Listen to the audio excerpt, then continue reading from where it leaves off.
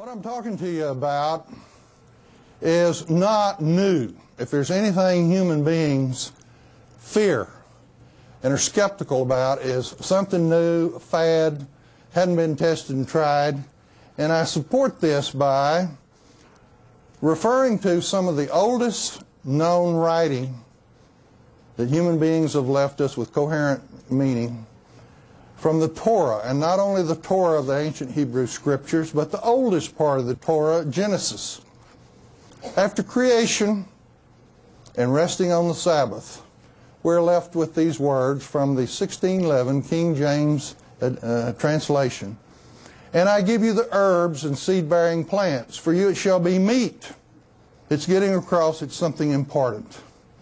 But they tell us that a literal translation from the Hebrew is, for you it shall be sustenance. Hey, that's a more encompassing word, isn't it? The sustenance of life that was provided to Sarah to change her life. Sugars that we finally put together based on the Rosetta Stone paper. Those sugars are uniquely present in human mother's breast milk, not cow's milk.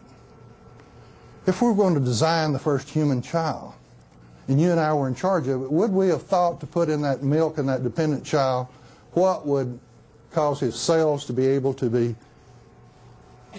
grow, to be healthy, to be able to outwit the animals that were stronger and faster and survive? Sure, we would have put it in the breast milk.